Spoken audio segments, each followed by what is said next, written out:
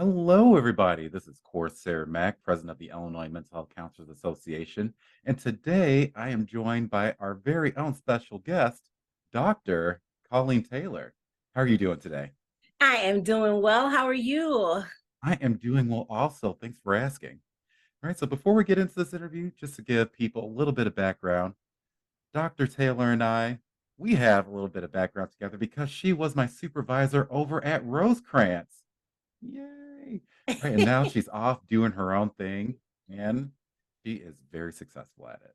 So this is a very exciting interview to do.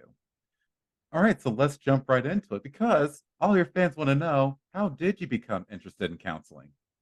Well, I became interested in counseling was through self-discovery, right? Self-discovery meaning that after I completed my undergrad degree from the University of Wisconsin-Whitewater, I became a supervisor for a group home.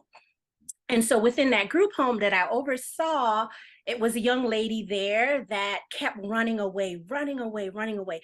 So I'm like, what's going on? Why are you running away? What are you afraid of? And so just sitting down with her, talking with her, and just figuring out what's been going on and, how can I help, and just, serving from compassion.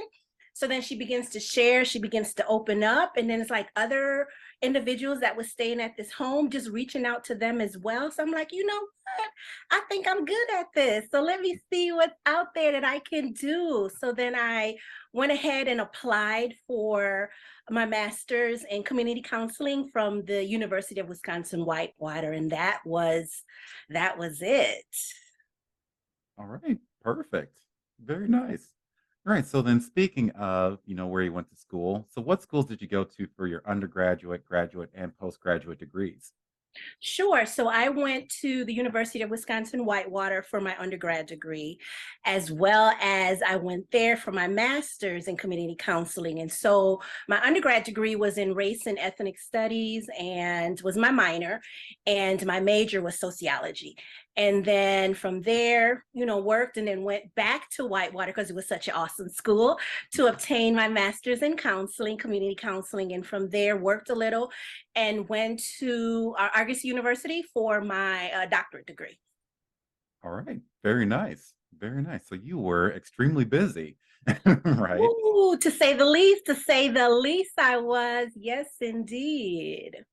All right, so you go to school, right? You take all these classes, a lot of sweat, blood, and tears, hopefully no blood, right? And then you graduate. Then you take some time working, then you go back to school, and then you go back out into the workforce. So, how long have you been doing therapy for? Well, so I started in the healthing profession in 1994. And so from there, worked in the healthcare field, right? And so moving from there, went from, I would say probably maybe like 29 years in total. But I received in the helping profession, but I received my first level license I received my NCC in 2009 and my first level license in 2010 from there. So many years in the helping profession, as well as counseling and therapy and all that good stuff in between. All right, perfect. All right, so I'm going to throw a little bit of a curveball at you. I actually Okay. forgot to include this in the questions that I sent to you. But as we all know, it is February, and Yes. February brings Black History Month. Yes. As I mentioned all my other NVs as well, this shouldn't be something that should just only be talked about during Black History Month, but should be talked about all the time. But I am wondering, since you've already shared a lot of knowledge and wisdom and experience so far, if you could talk about this a little bit also. So, what has your experience been being a Black woman in the mental health field? Overall, I would say I've had a wonderful experience being in the mental health field, being a Black woman, not feeling that my needs have not been met, not feel like that individuals that I have worked with closely is like, oh my God, right? And so always open and always willing to share information, always collaborative. in my overall experience so far, being a Black woman in the mental health field. So I can honestly say I have not experienced any roadblocks that have prevented me from saying, or any unsettling feeling. Everything has been a wonderful experience, and I thank God for that overall. And I know a lot of Black African Americans, females, can't probably not able to say that, but I am able to go ahead and say that. All right, very nice. Very nice. And again, that was not on the list of questions I sent to her because I forgot to put that in, which was 100% my fault. But yeah, thank you for sharing that experience with me. So hopefully now I can share some more experiences because now you're out there, right? You're doing the Lord's work, helping out people, making change, and all that fun stuff that goes along with it. So, what places did you start off working in your profession, and what did you learn as a result from working at those places? Ooh, loaded question, big question. So I've started my journey, I would say, finishing up and working in a group home setting. And so from the group home setting, became a supervisor, program supervisor, from program supervisor, worked with the developmental disabled population, also worked with the mentally ill population, severely mental illness, as well as worked in the geriatric population as well, and did some things at the university, doing lecturing, that aspect of it, and working for inpatient as well as outpatient facilities. Yes. And within all of that, my positions have always been in a leadership role, as well as providing services to the clientele that we service. And so I love having that balance. And with that balance shows compassion to be able to look at the broader picture versus just having a narrow vision. And so always looking at what's the ultimate goal of just meeting with individuals, as well as directing staff, as well as the overarching goal of the organization, to make sure that all of those are in line and services are being provided in quality time, right? And making sure all their needs are being met, from going to the store to providing individual therapy, as far as individuals might be struggling with depression or struggling with anxiety, but just being in the zone and to be able to know that I'm here, my focus is with you. So it's just making sure that always coming from a place of compassion in all my experiences that I have, all of my work journeys, coming from a place of compassion. Doesn't matter if they were inpatient, outpatient, doesn't matter if it was a geriatric population, or doesn't matter working in a hospital as well. It doesn't matter what avenue, profit, nonprofit, educational, still come from a place of compassion with individuals that I've worked with, and also working with the staff as well, right? Because you have to make sure that if you're working with the clients, that the staff is also at their best. Because if the staff are not their best, the ultimate is that how well will services be provided to the clientele that they're servicing. So it's an overall encompassing thing to make sure that everyone needs are being met, from the clientele to the staff to the overarching organization. All right. Well, I asked a loaded question. You gave me a loaded answer, so I appreciate that. All right. So, like I mentioned, you bring a mountain of knowledge and experience and wisdom to this interview. And ultimately, that knowledge of essentially working at all these different places has led you ultimately to your own practice. So, what was that process that led you to wanting to start your own private practice? So I think about it. So that started back when I started my master's, right? When I entered the program, I was like, you know what? I want to own my own business one day, right? I don't know what that might take. I don't know what might be entailed, but I said to myself, in early 2000, that I want to start my private practice. And knowing that in order to succeed in a private practice, it's important to make sure that foundations are laid. As far as, even though I had those experiences with those different organizations, what were my fundamental pieces that I believe will then help to catapult me in starting my own practice. And so for me, that started with having a good theoretical baseline to know, right, where I need to go and how to navigate, as well as not just the only theoretical baseline, but it becomes important to maybe to have a good diagnostic understanding, right?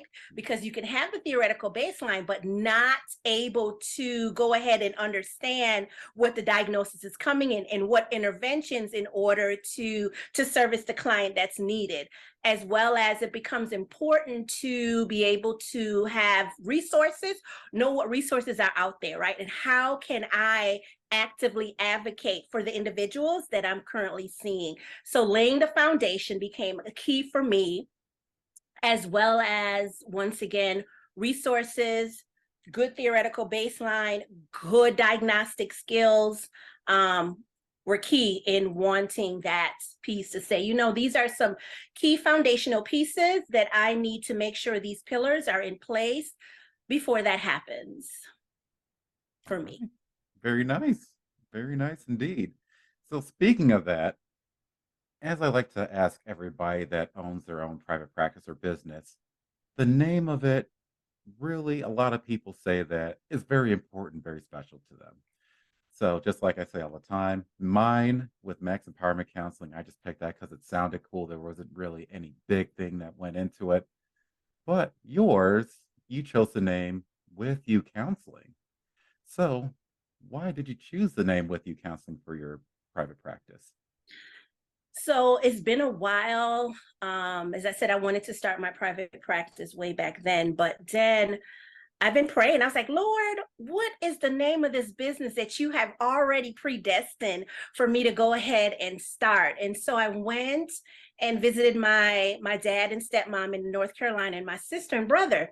And so I had the opportunity to go to work with her one day. So I'm in the car meditating, in the car praying. I'm like, Lord, what is the name of that business? When are you going to give me that knowing to know that it's time to go ahead and launch out and do?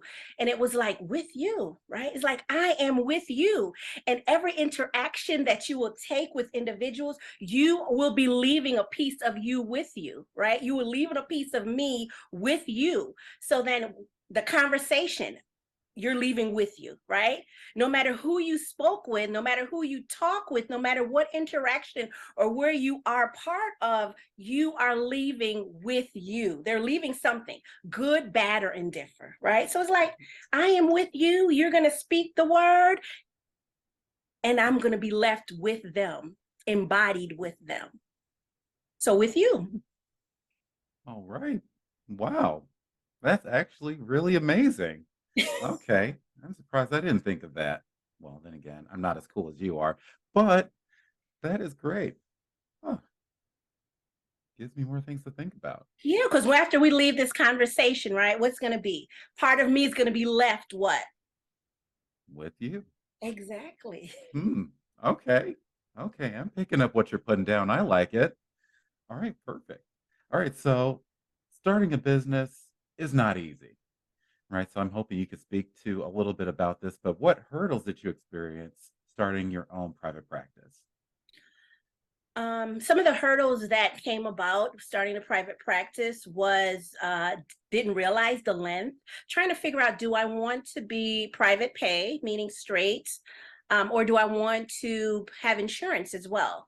So that took some time to really dig deep and to see what will be important. And so I decided to do both, right? And so the hurdle was the length of time it took to be on insurance panel. I didn't realize how long it took in order to go through that process, in order to go through the credentialing process, in order to go through the paneling, in order to figure out the marketing aspect, in order to figure out what age group, right? What population, where in the population, what specialty.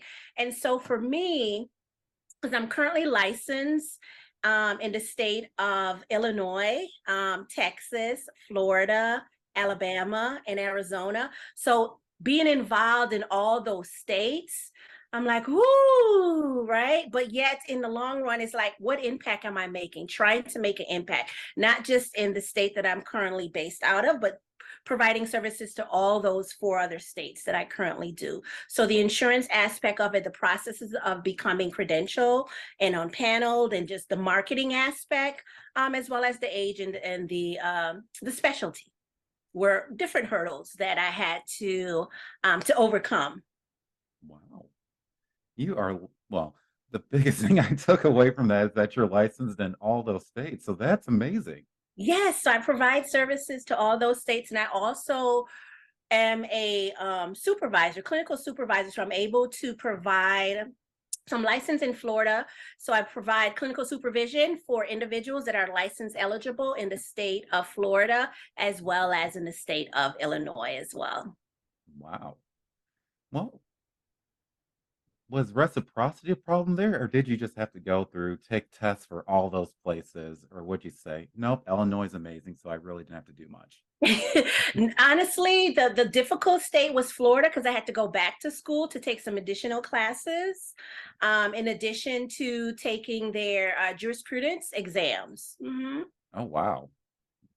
Well, ooh. And keeping the thing about it is, right, so you're licensed, I'm currently licensed in the 5 states, and then making sure that my continuing ed is all in order, right, making sure that's the biggest piece, as well as the financial aspect of it is also can be burdensome as well, and the organization piece to know, because every there like this year my license for Florida was renewed, my license for Texas was renewed, my license for Illinois is renewed, and my license for Arizona is coming due. And so last year I was able to renew my license for that was up for Alabama, so then everything is all current. So then it's just the navigation piece of it to make sure that everything is timely and you get the CEUs, because some states have this particular requirement that is needed in order to make sure the license is maintained, not the same across the board. So those little nuances to make sure that are taken care of. So spreadsheet works wonderfully to be able to identify those informations and to keep, even though it's on a spreadsheet, you still have to make sure that you go back and take a look at and follow up on it, right? Because all of a sudden, it's like, oh my God, it's March 31st. And oh my God, how many CEUs did I obtain, right? And Mhm. what are the credentialing bodies that is giving that CEUs, to make sure that we have that provider number on there, that it will count towards the continuing ed. In different states have a different amounts. Some might be 30, some is 40, right? I'm like, oh my God. But still, you have to do what you have to do in order to maintain the license and to practice in all those states that I have to do. Oh, wow. So you actually do practice in all those states. I sure do. Yes, sir. Yes, sir. Wow. Man, you are way busier than I thought you were. Oh man, we're gonna have to do a part 2 just to pick your brain and really dissect all that stuff. But I really want to give you a chance also to highlight yourself a little bit more, right? Shine some light on all the wonderful things that you're doing. Right. So, are there any projects that you're working on in your private practice that you want people to know about? Sure. Just problem solving and saying, okay, how else can what am I missing in marketing aspect, right? And so I'm missing the YouTube. So my plan is to go ahead and to start that up.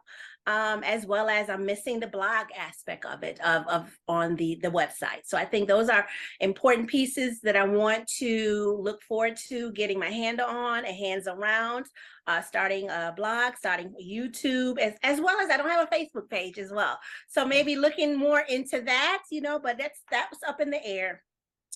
And also doing some workshops, right? Doing some presentations, definitely. It's always needed. Highlight information to even to spin it a different way, right? Because you might, oh my God, I'm hearing the same thing over and over. But when you hear it from someone else and having a different perspective, you might be able to receive it a little bit more or say, man, the timing was right in order to capture that information, and not just only capture it, but how am I going to make sure that I'm able to utilize that information? Because you could capture it, but yet not do anything about it. How is it going to transfer back into the need that I have, right? The need for my organization, the need for my own self, or the need for my private practice, and the need for the clientele that I serve. How can it be like a dual purpose and not just, man, a one-time shop, but no, how else can I gather this information? And once I gather that information, how am I going to go ahead and spread it to make sure that needs are going to be met and it's going to be an impact in whatever and however I so choose to lay that information out.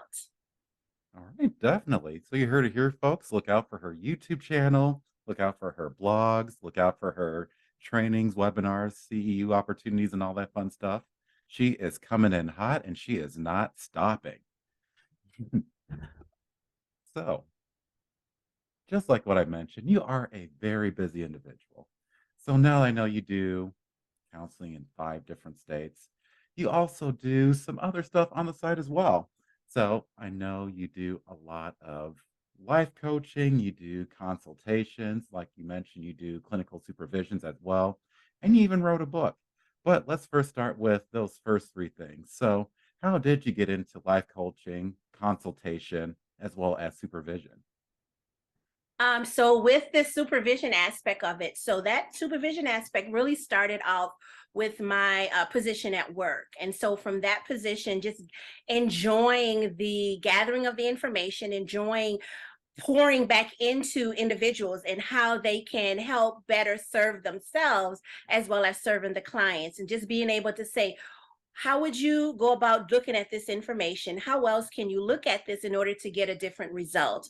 Or just to say, I think I'm doing right and I nailed it. And that's awesome, right? Just to be able to say, let's look back and how else to be able to utilize the information and to make sure that the information is transferable, goes back to that. And with the life coaching aspect, just having conversations with individuals at church, having conversations with my friends and family. They're like, okay, these are some niches or some areas that I think I'm able to go ahead and capitalize on, and went ahead and got the certificate, and haven't looked back forward from that, because it's an important thing, and having that ability to consult with individuals is very key, to know that you're not on this island by yourself, but there's others that's out there that pulling together, you could make wonders. You can make wonderful, wonderful impact by coming together and consulting. Same way in providing supervision, right? Same way in doing all of those aspects,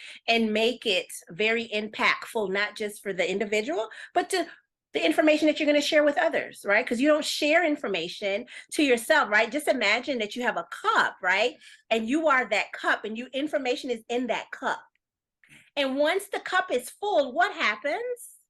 It overflows. It overflows, right? But in order for it, you have to go ahead and share that information so then others can go ahead and flourish, right? Just like you're planting seeds, right? You don't just plant one seed, you have all these seeds that you have planted. And once the seed has grown, right, you're like, oh my God, I see it. I did it. I shared it. Not just you doing it by yourself, but you're going with a community, having a community with you in order to celebrate you, right? Because you can't do it by yourself. Not at all. You will not be as successful as it is to do it with someone. And when you're doing it with someone, it's not doing it that they're in competition with you, not at all, but we're doing it collaboratively, working together to enhance each other, to build each other up. I think so. Ooh, yes. All right, very nice. You giving your own little sermon there, and I appreciate that. You so funny. All right, so before we move into the book aspect, because I want to make sure that we highlight that as well, what advice would you give someone that's looking to start their own business or private practice? What I would give for someone that wanting to start their own private practice is to have balance, right? Balance in knowing that the information that you're giving, to be able to balance personal life as well as work life. The important thing is to make sure that you're going to be able to deliver the service at the optimum level that you are saying that you're going to do. Also, it becomes important to have a mentor, right? To have a mentor, and not just a mentor in the area of just a business. It becomes important to have a mentor in the area of the direction that you want to go, right? Meaning that you might have a mentor in looking at marketing, right? You might have a mentor in looking at resources. You might have a mentor in looking at consultation. You might have a mentor in looking at your overall wellness, right? Whatever that might look like for you, the aspect of it. It becomes also important, I believe, to have an electronic health record, right? Things will be so much easier versus having pen and paper, but when things are stored electronically, and utilizing technology becomes, I believe, will become key for those starting to go ahead and make sure that when you're building the business, that you have separate bank accounts, right? You don't want to have the same bank account as your personal that you have as your business. It becomes important, and I'm not a financial person, but it becomes important to go ahead and have separate bank accounts. I think is important, and also get involved with local organizations just like INCA, right? Mhm. Get involved with local organizations become key, as well as to network, because you cannot do it by yourself. Will be my advice for those that looking into the process or beginning that journey. It's important, mentor, resources, advocacy. Having a separate bank account becomes important, as well as balance. Mentorship becomes key, and it's how you utilize each of those resources will make a difference, because you can have each of those pieces, each of those tenets, but if you're not utilizing, what can happen? If you're not utilizing those information, what's going to happen, right? And yes, it could be the business still can be successful, but would it be at its optimum level, Mhm. right? If you're not gathering those information that are super important, I believe, all right? So let's just take it from me, but then you will go out and then see, man, was she right, or was she was off on this, but man, she was on target for this right here. So those are key points, I believe, for starting your own business and counseling. All right, perfect. No, that's a lot of great wisdom and information. Maybe you should do a webinar or training on Wonderful idea. What? Look at it. you, look at you, look. We could do it together. Right? Wink, wink. Wink, wink. All right, perfect. So speaking of doing things, just like I mentioned earlier, you're an author. You wrote a Yeah, book. yeah. All right, so I mean, first, let's really take a look at what that process was. So, what was your book writing process, and how long did it take you to write that book? All right. So you know what? I have maybe so the first book that I did. I co-authored a book with, so I was involved with so I do dialectical behavioral therapy. And so within dialectical behavioral therapy is a form of therapy. And within this therapy, we have a consultation team. And so within the consultation team, we were meeting once a week for 1 hour. And so part of the procedures that's in the consultation team was to always start off with like a mindfulness exercise, right? And so this mindfulness exercise was creating I led it that particular day. So we take turns in leading the consultation team. So I led it that particular day, and I said, let's create a story, right? And so from there, we created a story about friendship.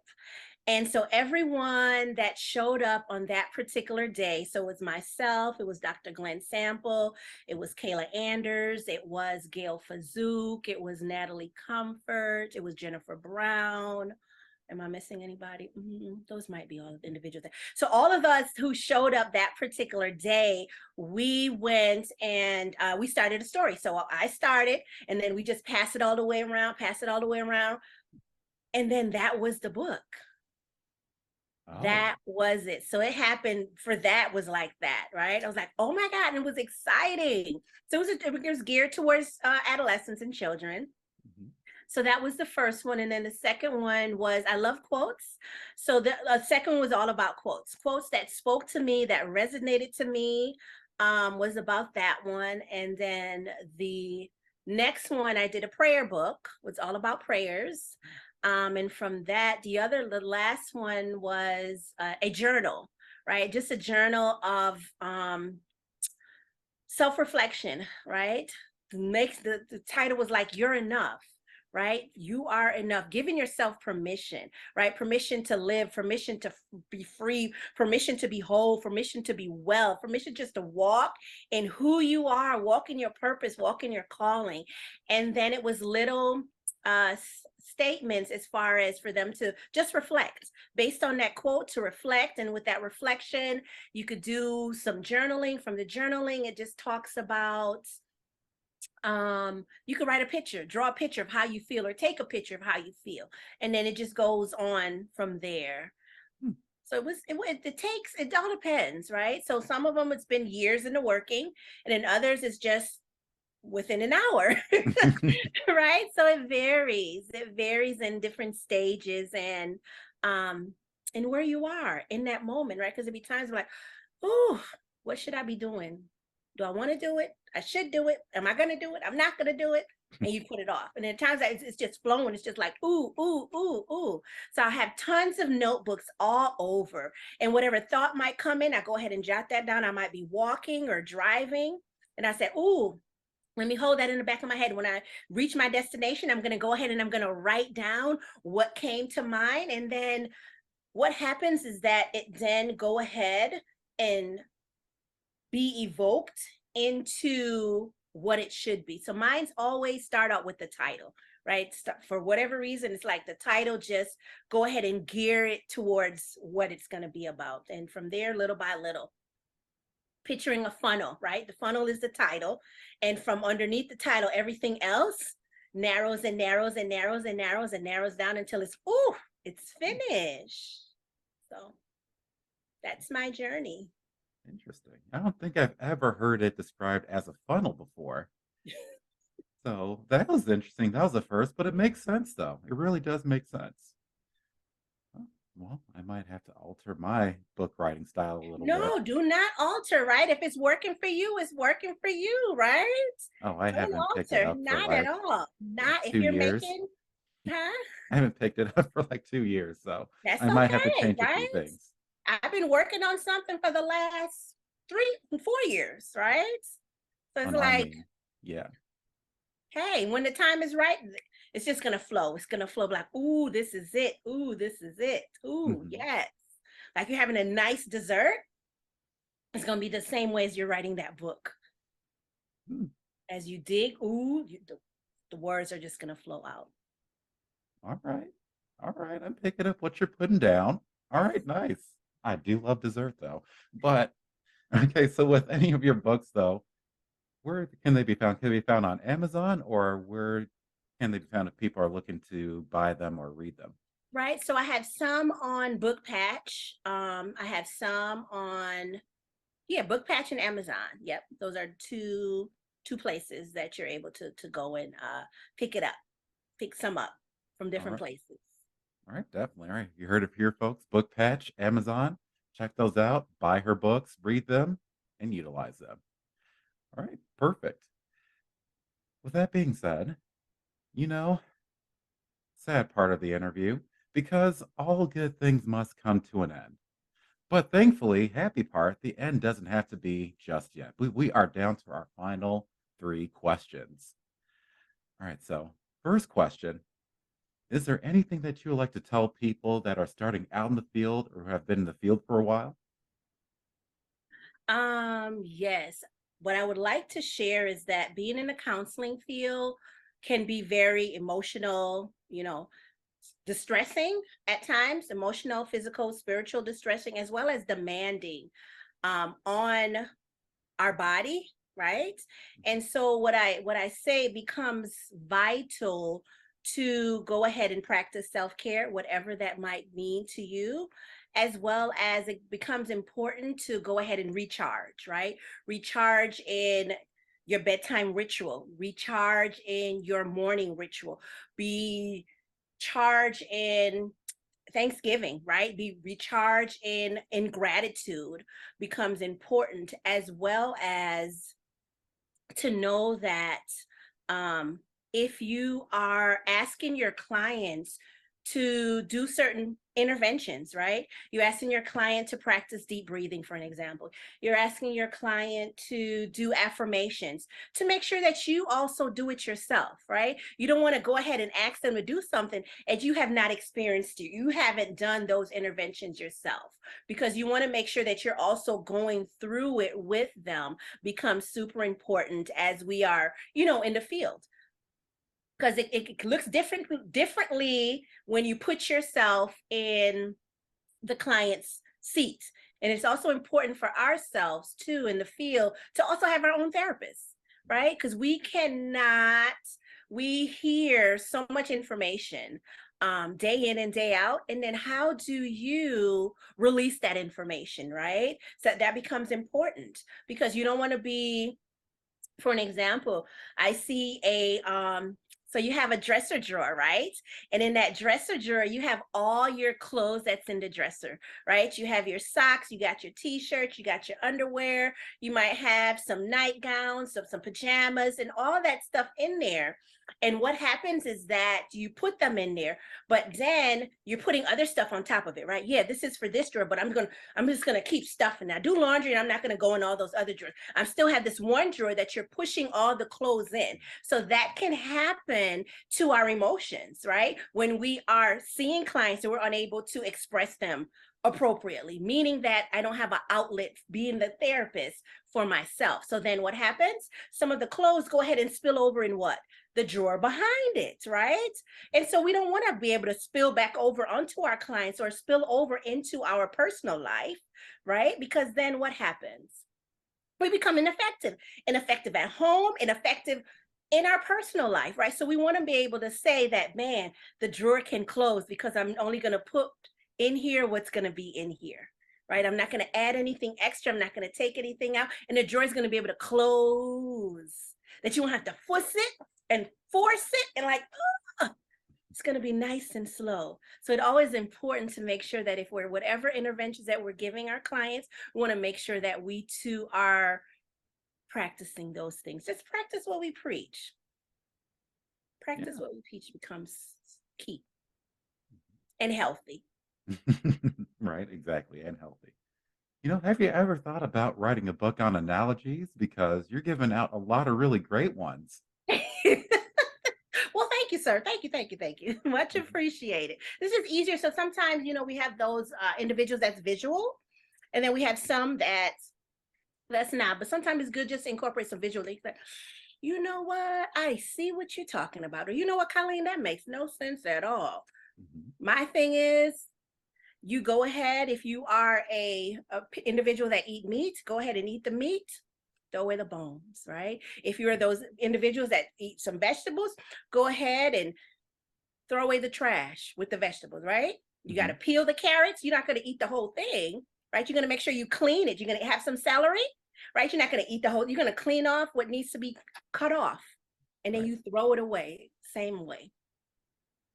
All right. Well, I would say, folks, look out for our next book. It's going to be full of analogies that we can use with our clients. That's a good one. Hey, wait a minute. That's a good title, right? Mhm. Analogies, everything, right? See, just that spark right there. Like, ooh, Yeah. ooh, yes. I only look for 1%. That's all I want. You can have the other Uh-uh. 9. Not at all, sir. Not at all. Not at all. Mm-mm. Gotta go all the way. Gotta go all the way. 110%. Are you willing to give me 110% of your sales? 1%. Hey, you already said 110, so With all the work that's going to be putting in. So are you saying a collaborative? Is this oh, going to be no, you collaborative? Is do that it, what you're and saying? then I just Huh. collect some of the royalties. Ha ha. Mhm. I hear you. Alright, perfect. Alright, so the second to last question before we get to the most important question, of course, is there anything that you would like to say that I haven't had a chance to ask you about? I would say it becomes important to always read, right? It becomes, if you're reading or you are listening to a podcast, it always becomes important to be able to do that, to um to get the mind going. It always becomes important to decompress. Becomes super important with life in general. It's important to take vacations, right? You Mhm. could actually take a physical vacation if you so choose to. And a vacation doesn't necessarily have to mean that you are going on a plane, going on a train, or riding in a car. A vacation could mean that I'm going to go to the park and I'm just going to watch nature. I'm going to watch the birds. I'm going to watch the leaves. I'm going to look at the trees as they flow, right? Yeah.